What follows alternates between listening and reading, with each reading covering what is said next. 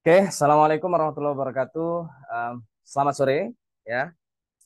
Kembali lagi dengan saya, Uda Fikri, di segmen yang berbeda ya, yaitu kelas peneliti ya. Jadi di segmen ini saya akan sharing ya, berbagi tentang ilmu meneliti ya, teman-teman. Nah, di video sebelumnya saya ya ini yang bagi yang belum nonton video sebelumnya, silakan ditonton. Nanti linknya ada di deskripsi ya. Di video sebelumnya yang tentang kepenelitian, saya membahas tentang kesalahan ya dalam mengawali sebuah penelitian. Nah, ini yang banyak saya temukan, terutama selama saya mengasuh kelas meneliti ya, terutama yaitu bagaimana mahasiswa S2 ya, S1, S2 dan S3 memulai sebuah penelitian ya, baik skripsi, tesis maupun disertasi. Nah, di video sebelumnya saya membahas kesalahan yang paling utama adalah kurangnya membaca ya. Jadi para peneliti pemula, ini saya sebut teman-teman ya yang belum begitu mendalami ilmu tentang meneliti, itu adalah peneliti pemula ya. Nah, para peneliti pemula ini eh, apa jarang mengawali sebuah penelitian itu dengan membaca ya. Eh, Kalaupun membaca itu dari sumber-sumber yang kurang berkualitas ya, dan juga yang sangat terbatas sekali ya. Baik dari buku ya, buku teori ya, terutama teori tentang metode penelitian dan seterusnya. Nah, untuk kali ini saya akan memberikan ya gambaran step by step ya, terutama bagaimana sih kita mengawali sebuah penelitian ya. Membaca itu yang seperti apa ya, karena tidak asal membaca teman-teman ya. Jadi eh, mungkin saya tidak meragukan ya teman-teman, bagi para peneliti ya, baik yang sedang kuliah S1, S2, S3 ataupun bahkan yang sudah dosen, sudah profesional ya dalam membuat penelitian, artikel penelitian ya, bahkan publikasinya sudah banyak gitu ya. Namun setidaknya bagi yang baru benar-benar belajar, ini adalah step-step yang menurut saya bagus untuk dicoba ya. Um, ini terutama bagi Anda yang masih belum menentukan topik penelitian. Nah, bagi Anda yang masih bingung apa mau meneliti tentang apa ya, nah ini bisa dicoba nanti ya teman-teman ya. Oke, saya akan menunjukkan ya. Uh, Mungkin kita ambil satu contoh bidang keilmuan ya. Saya akan membahas tentang bidang, karena kebetulan saya bidangnya adalah pendidikan bahasa Inggris ya. Uh, saya akan mencoba teman-teman yang di bidang pendidikan bahasa Inggris atau pendidikan bahasa secara umum ya. Um, Terutama begini teman-teman, bagi Anda ya, ketika ingin melakukan sebuah penelitian, saran saya mengaculah kepada outputnya ya, luarannya. Nanti penelitian Anda ini mau jadi apa? Gitu ya, kira-kira ya. Uh, Menurut saya ya, secara umum output dari penelitian itu adalah satu, yaitu publikasi. Itu teman-teman ya. Itu dulu. Jangan kemana-mana. Jangan nanti penelitian ini berkontribusi pada perubahan sosial yang ada di masyarakat, perubahan kurikulum yang ada di kurikulum nasional, itu kejauhan ya. Harus harus bertahap. Nah, jadi sebelum benar-benar berdampak kepada dunia nyata ya, masyarakat nyata gitu ya. Baik yang tadi ya tentang pendidikan, tentang sosial gitu ya. Itu jangan ke sana dulu. Itu terlalu jauh ya. Eh, Setidaknya ya yang paling dekat output atau luaran dari penelitian Anda adalah itu dulu, yaitu publikasi. Nah, kalau berbicara tentang publikasi, teman-teman, Publikasi yang benar menurut saya ya, ini kalau Anda tidak setuju tidak apa-apa. Publikasi yang sebenarnya itu adalah publikasi di jurnal terindeks internasional ya. Bagi saya setidaknya dua indeksasi internasional yang saya pribadi mengakui ya. Karena dari situ kualitas itu benar-benar terjaga ya. Yang pertama adalah Scopus ya, yang kedua adalah WOS. Nah, kalau jurnal itu terindeks dua indeksasi ini, itu sudah bagus ya, sudah bisa dibilang jurnal yang berkualitas.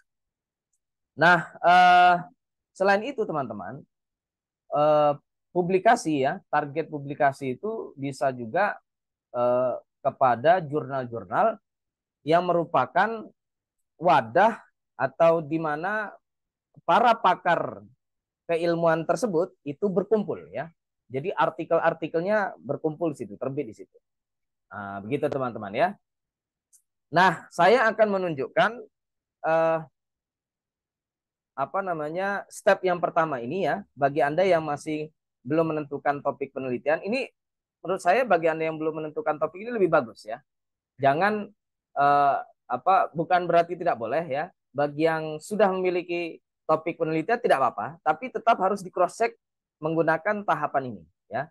Yaitu kita mengecek ya, mengobservasi ya, memantau apa sih penelitian-penelitian ya atau topik penelitian yang lagi hangat dibahas atau diteliti oleh para peneliti dunia. Gitu ya teman-teman ya. Karena output kita ya atau tujuan dari penelitian kita penelitian kita ini adalah publikasi atau ya publikasi di jurnal internasional ya. Bagi Anda yang publikasinya ya target publikasinya di Sinta atau di jurnal-jurnal dalam negeri itu juga tidak masalah ya. Silahkan ya. Namun menurut saya Anda sebaiknya target kepada yang lebih tinggi dulu ya, yaitu yang Scopus atau yang WOS gitu ya. Karena itu yang skupnya lebih luas ya. Pembacanya pun juga lebih luas ya. Jadi ketika penelitian kita sudah terbit di jurnal-jurnal internasional itu setidaknya ya secara keilmuan kita sudah diakui ya. Keilmuan internasional terutama. Ya, kalau hanya di nasional berarti ya keilmuan kita ini ya berdasarkan publikasi yang ada di jurnal itu ya skupnya hanya nasional. Tapi kalau internasional ya para pakar atau para peneliti bidang tersebut ya di seluruh dunia itu mengakui. Gitu teman-teman ya. Nah, kita coba untuk bidang ilmu apa namanya pendidikan bahasa atau bahasa Inggris ya boleh. Karena ada beberapa jurnal itu yang dia skupnya tidak hanya bahasa Inggris saja, tapi juga bahasa lain ya. Nah, ini salah satunya adalah jurnal yang saya sangat suka sekali karena dia skupnya sangat luas ya, yaitu pendidikan bahasa secara umum, bahasa Inggris bisa, bahasa Arab bisa, bahkan bahasa Indonesia ya, yang masih sangat jarang sekali ya terbit di jurnal-jurnal internasional ini, itu bisa sebenarnya. Hanya saja mungkin belum ada para peneliti ataupun para peneliti di bidang pendidikan bahasa Indonesia yang menarget ke sana.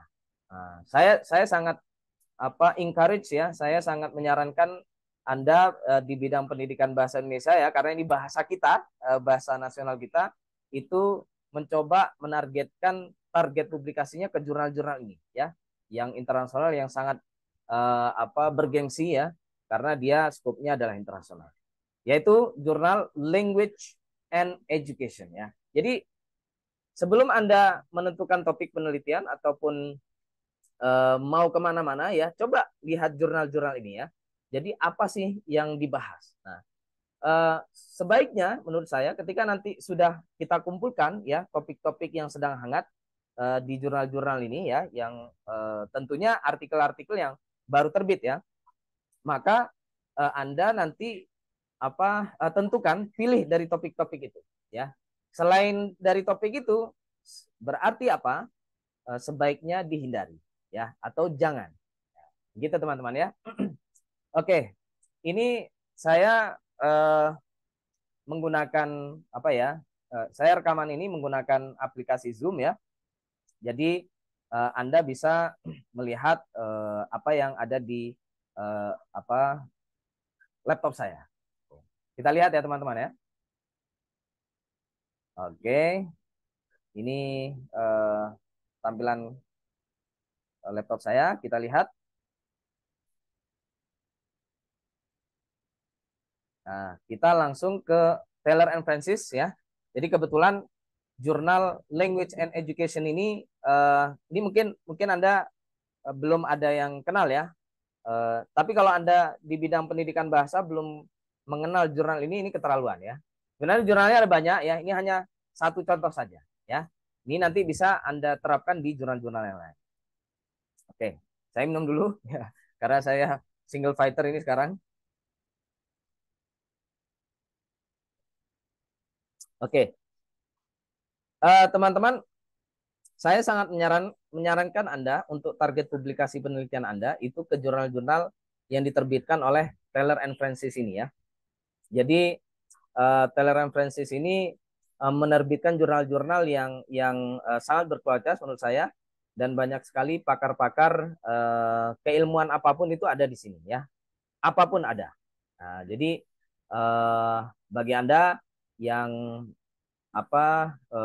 belum menentukan target publikasi penelitian Anda, saran saya carilah jurnal-jurnal yang diterbitkan oleh Taylor and Francis ya.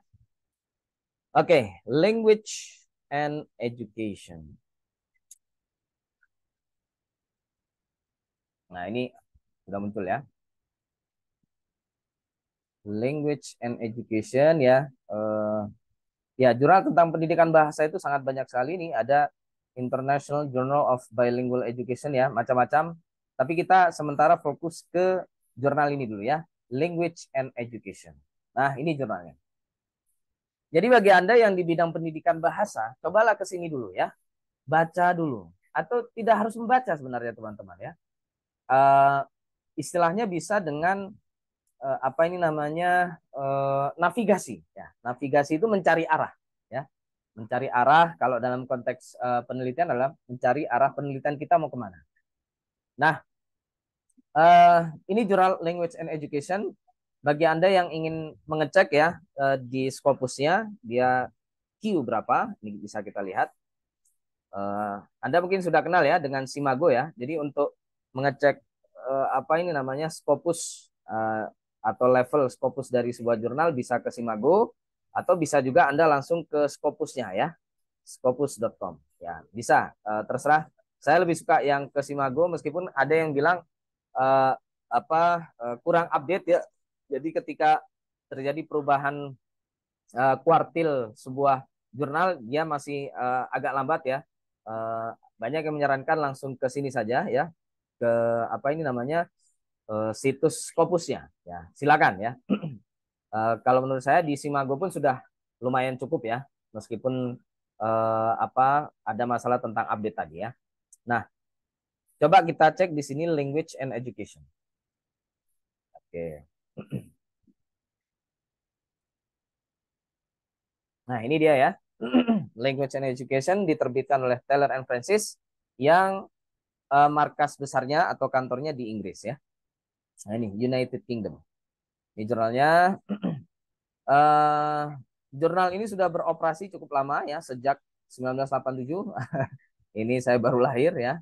Jadi lumayan lama, jadi tidak diragukan lagi kualitasnya ya, sudah cukup lama ya. Kuartilnya adalah Q1 ya, kuartil 1. Jadi dari dulu dia sudah Q1 ya, sejak tahun berapa ini ya? 90-an. Nah, ini lebih jelas lagi di sini ya, Q1. Selanjutnya juga bisa dilihat di sini untuk Web of Science ya, dia juga terindeks WOS atau Web of Science. Untuk mengeceknya bisa ke sini ya, ke Clarivate.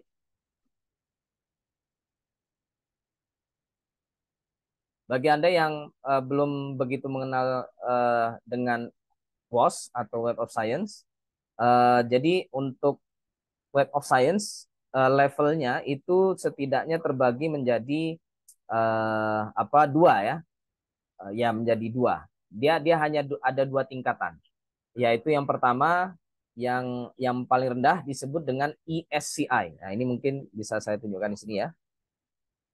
ESCI ada nggak? Ah, ini ESCI di situ kepanjangannya adalah Emerging Sources Citation Index. Nah, ini yang paling rendah. Kalau mau disebut ini Q3 ataupun Q4-nya ya. Terus di atasnya ESCI itu ada ini SCIE, Science Citation Index Expanded. Nah, ini biasanya untuk bidang keilmuan teknologi ya. Pokoknya semua yang eksak ya, apa eksakta gitu ya. Mathematics dan seterusnya ya. Kalau untuk ya jadi untuk SCIE ini di atasnya ESCI dia seperti Q1 atau Q2-nya ya. Kalau untuk bidang arts ya atau humanities dia pakai istilah AHCI ya. Ini disingkat AHCI, panjangannya adalah Arts and Humanities Citation Index. Begitu ya. Nah, ini kita cek untuk jurnal Language and Education apa dia indeksasinya untuk WOS. Nah, ini sudah muncul ya. Indeksasinya untuk jurnal ini adalah ini Social Sciences Citation Index atau disingkat SSCI. Nah, berarti dia sudah di atas ESCI ya, berarti sudah sangat berkualitas ya. Dia seperti Q1 atau Q2-nya kalau di WOS ya. Dia juga masuk dalam indeksasi AHCI. Gitu teman-teman ya. Jadi jurnal ini tidak diragukan lagi.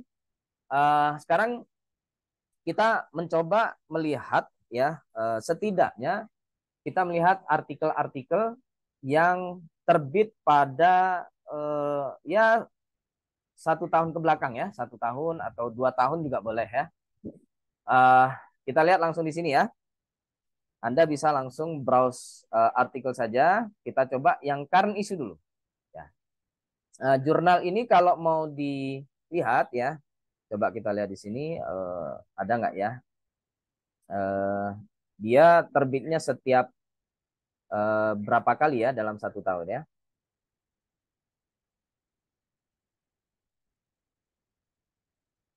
Oke, jadi ini teman-teman ya. Jadi jurnal ini Language and Education menyediakan wadah forum ya untuk diskusi topik-topik terkini ya, topik-topik atau isu-isu terkini di bidang apa bahasa dan literasi ya, yang apa ini namanya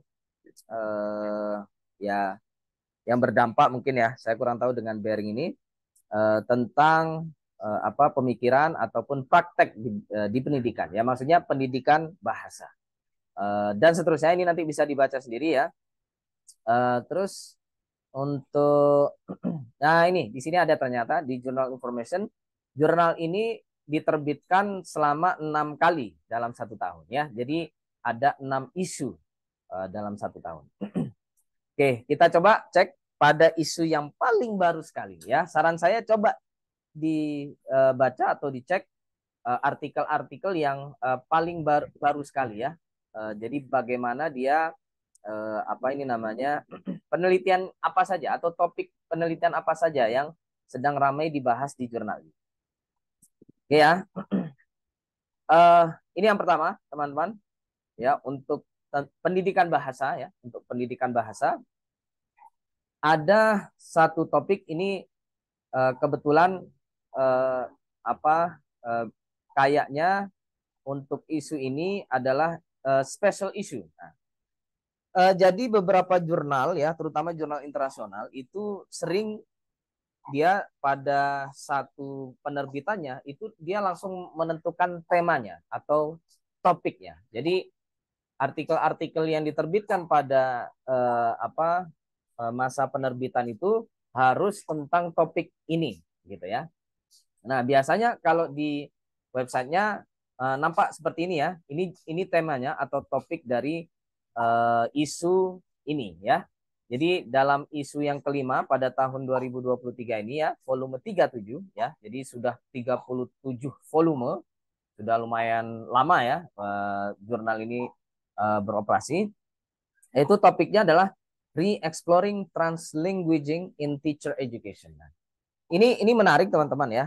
Jadi translingualism ya, translinguaging itu diambil dari sebuah teori apa namanya bahasa yang disebut dengan translingualism. Uh, saya kurang tahu pencetusnya ataupun apa ya. Kalau pencetusnya yang saya tahu itu adalah Suresh Kanagaraja. Ya, jadi Suresh Kanagaraja itu profesor dari University of Pennsylvania, Amerika Serikat. Yang sebenarnya Suresh ya, Suresh itu dari namanya saja kelihatan ya bukan orang Amerika asli. Jadi Suresh itu berasal dari Sri Lanka ya. Tapi uh, karena beliau apa pindah ya ke Amerika, jadi afiliasinya di Amerika ya. Nah, ini topik pertama teman-teman ya. Jadi Anda di pendidikan bahasa mungkin bisa apa mengumpulkan satu ini. Ini coba ya kita kumpulkan satu topik dulu ya, yaitu translingualism ya. Oke, ini coba kita buka satu ya sebagai contoh saja. Kalau mau kita tulis di sini ya, apa ya? Boleh begini ya, recent topics on language, language education. Nah, kita coba judul seperti ini ya.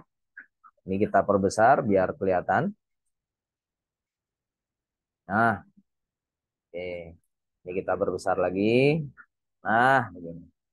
Oke, selanjutnya ini yang pertama, yaitu translingualism. Nah, ini ya.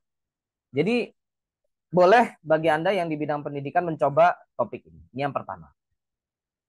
Terus yang kedua, ya dari isu ini sebenarnya sangat spesifik sekali ya.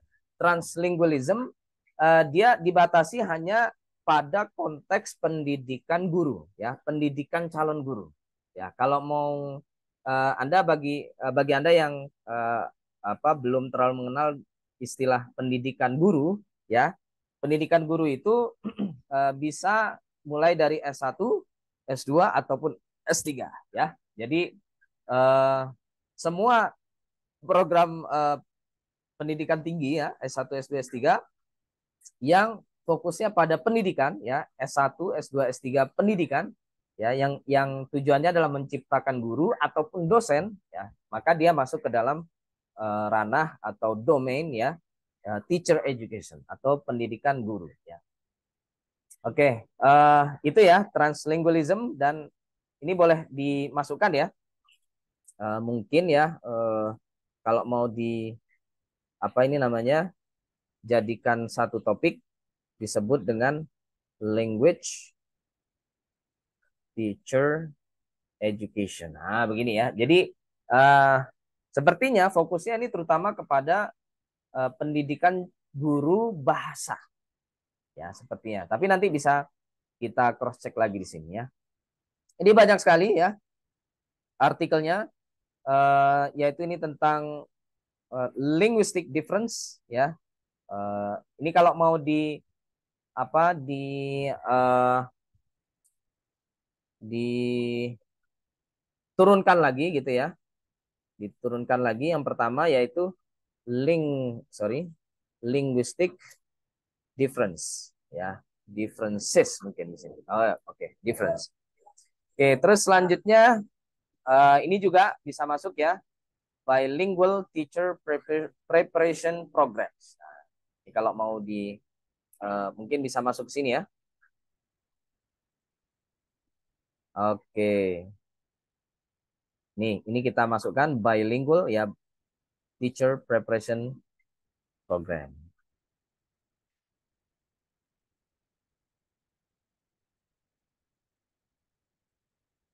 Nah, ini kalau mau dimasukkan ya.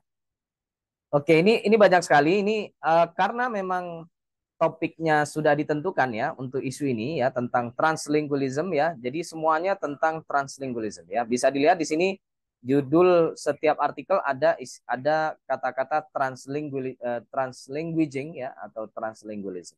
Nah, ini banyak sekali ya. Ini juga translanguage. Nah, ini menarik ini apa terutama dia menggunakan bahasa selain bahasa Inggris ya. Ini saya kurang tahu ini kayaknya bahasa mana ya? Bahasa Spanyol ya. Coba kita lihat. Ya, ini ya Translinguaje ya LRTN Union. Ya, ini betul Spanish ya. Nah, ini betul karena terutama dia membahas tentang bilingualism ya. Jadi tentu tidak hanya bahasa Inggris saja, tapi bahasa lain ya. Nah, ini translinguaging lagi ya. Dan semuanya konteksnya di pendidikan calon guru ya, atau pendidikan guru. Nah, ini banyak ya. Jadi silakan teman-teman. Topik yang pertama adalah tentang translingualism. Bagi Anda yang belum terlalu mengenal tentang translingualism, ini bisa dibaca ya. Artikel-artikel ini dibaca. Oke. Nah, selanjutnya coba kita lihat di isu yang keempat. Ada topik apa saja? Oke. Nah, ini karena bukan special issue, jadi tidak ada judulnya di sini ya untuk isu ini. Dan karena bukan special issue, dia topiknya sangat beragam ya, tidak terpaku pada satu topik saja.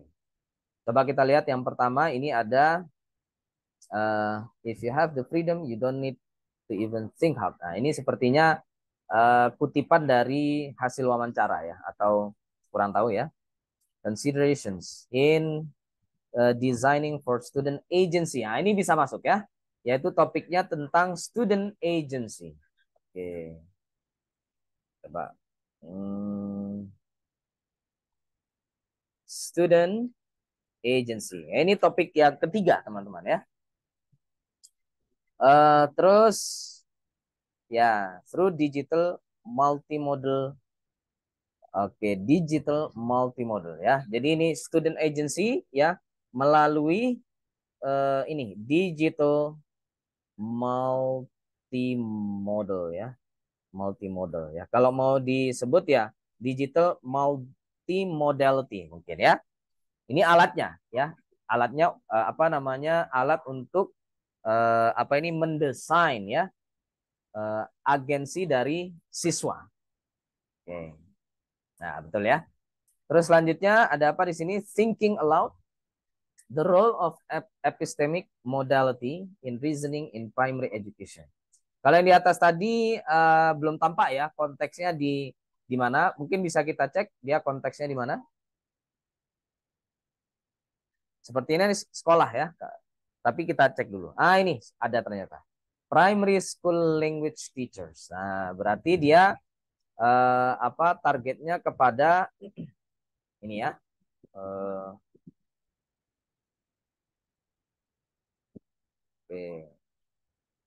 Yaitu guru-guru bahasa Inggris di SD. Ini menarik ya, terutama karena kita di Indonesia bahasa Inggris itu sudah tidak diajarkan lagi atau apa ya, tidak diajarkan sebenarnya atau tidak masuk dalam kurikulum SD ya. Tapi kira-kira bagaimana? Masih bisa nggak kita meneliti tentang pengajaran bahasa Inggris di SD ya?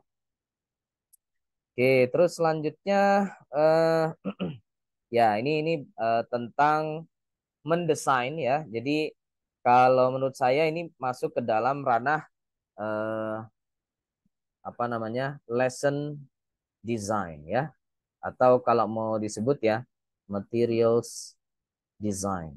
Ya, jadi bagaimana mendesain materi ajar ya di apa di SD ya, materi ajar bahasa Inggris. Nah, ini bisa Anda jadikan topik juga ya. Ini bagi Anda yang kebetulan ingin meneliti tentang bagaimana mengajarkan bahasa, terutama bahasa Inggris di SD ya. Ada apa lagi di sini? Modality juga ternyata ya. Tapi ini epistemic modality. Nah, ini saya kurang tahu, nanti bagi Anda yang tertarik tentang epistemic boleh dibaca dulu ya artikel ini ya. Epistemic modality. Oke. Ya, ya in reasoning. Ini mungkin apa namanya tentang critical thinking sepertinya ya. Reasoning. Ya, ini kalau kalau sepertinya, tapi nanti dicek lagi ya. Critical thinking dalam mengajarkan bahasa. Ini juga tadi di artikel ini ada kata-kata thinking aloud ya. Ya, tadi ada kata-kata thinking aloud ya, makanya dia lari kepada reasoning, bagaimana membuat satu apa namanya logika ya, terus juga membuat suatu kritikan ya bagi, nah ini terutama siswa SD berarti di sini ya. Terus ini bagi yang suka dengan grammar ya, ini boleh juga ya. Ini menarik ya, re-narrating grammar instruction. Nah, ini bagi Anda yang suka mengajarkan grammar, ini bisa dijadikan topik penelitian juga. Hanya saja ini menarik karena ada kata-kata re-narrating ya. Nah, ini silakan Anda jadikan satu topik ya, pilihan ya, satu pilihan topik bagi Anda yang ingin meneliti tentang grammar ya. Oke. Sebenarnya kalau mau diteruskan banyak sekali teman-teman ya. Ya, jadi begini yang saya sebut dengan membaca ya, membaca atau menavigasi sebelum menentukan topik penelitian Anda. Ya, ini boleh juga, ini menarik menurut saya, ada gendernya ya, gender dalam pendidikan bahasa Inggris ya,